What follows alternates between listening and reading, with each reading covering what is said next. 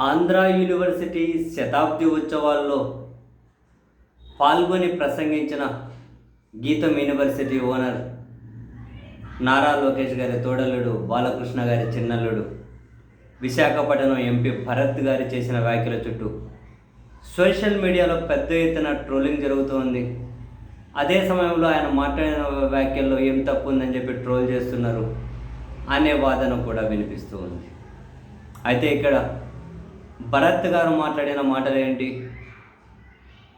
చాలామంది ఆంధ్ర యూనివర్సిటీ చచ్చిపోతే మాకు మేలు జరుగుతుంది అంటూ ఉన్నారు. కానీ ఆంధ్ర యూనివర్సిటీకి మాకంటే గీతం యూనివర్సిటీ వాళ్ళది.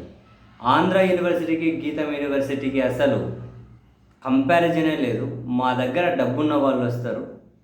ఆంధ్ర యూనివర్సిటీలో వేరే ఎక్కడ అవకాశాలు లేని వాళ్ళు వస్తారు. అంటే చదువుకోనికి మంచి అవకాశాలు లేని వాళ్ళు. ప్రభుత్వం ఆంధ్ర యూనివర్సిటీ మీద ఖర్చు పెట్టాల్సిన బాధ్యత అయితే ఉంటుంది. ఇక్కడికి పేదవాళ్ళు వస్తారు, మా దగ్గరికి డబ్బున్న వాళ్ళు వస్తారు, ఫీజులు ఎక్కువ కాబట్టి. అండ్ ఆంధ్ర యూనివర్సిటీలో 180-90% మంది మెరిట్ ఉన్న వాళ్ళు ఉంటే మా దగ్గర 50% వరకు మాత్రమే మెరిట్ ఉన్న వాళ్ళు ఉంటారు అని చెప్పి తాను మాట్లాడుకుంటూ వెళ్ళారు. నాకైతే ఆయన వ్యాఖ్యలను అంతగా బల్ప్ అని, అహంకారం అని, పొగరని రకరకాలుగా ట్రోల్ చేయాల్సిన అవసరం లేదని చెప్పి అనిపించింది. సరే, ట్రోల్ చేసే వాళ్ళను వాళ్ళ వర్షన్ వాళ్ళకి ఏమనిపించిందో పక్కన పెడితే, నా వర్షన్లో మాత్రం ఆయన ఏం తప్పు మాట్లాడారు అనిపించింది. బట్ ఒకటైతే అబ్జెక్షనబుల్ లేండి. పెళ్ళికి పోయి విడాకుల గురించి మాట్లాడితే ఎట్లుంటుంది? పెళ్ళికి పోయి విడాకుల గురించి మాట్లాడితే ఎట్లుంటుంది?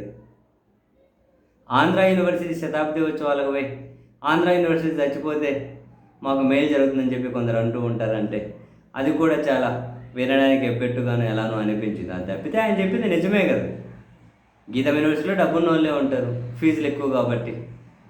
ఆంధ్ర యూనివర్సిటీలో డబ్బు లేకుండా జీవితం మీద మంచి కసి ఉన్న వాళ్ళు, ఏదైనా సాధించాలనుకున్న వాళ్ళు కూడా అక్కడికి వెళ్తారు. ఆ కామెంట్ కూడా ఆయన చేశారు.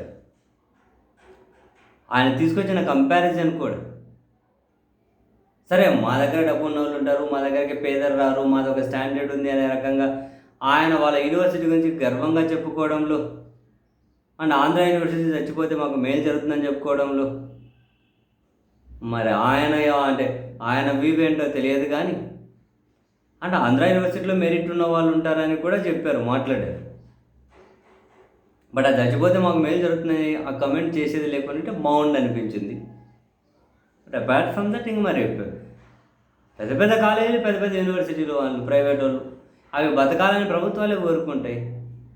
మరి వాళ్ళ దగ్గర ఫీజులు ఎక్కువ ఉంటాయి, డబ్బున్న వాళ్ళే పోతారు. అదే కదా చెప్పేది ఎప్పుడైనా, డబ్బున్న వాళ్ళే పోతారు. ఆయన నిజమే చెప్పిండు. ఆ డబ్బున్న వాళ్ళు పోయే కాలేజీలో పాలకులు కూడా నారాయణ, చైతన్య అంటే మంచి కాలేజీ అంటారు కదా. అట్లా ఇవి కూడా పాలకులకు కూడా వీటి మీద మంచి అభిప్రాయం ఉంటుంది. డబ్బున్న వాళ్ళు పోతారు కాబట్టి. డబ్బు లేని పోజాలు పోతే దాని గురించి పెద్ద మంచి అభిప్రాయాలు అవి ఇవి ఏమి ఉండవు.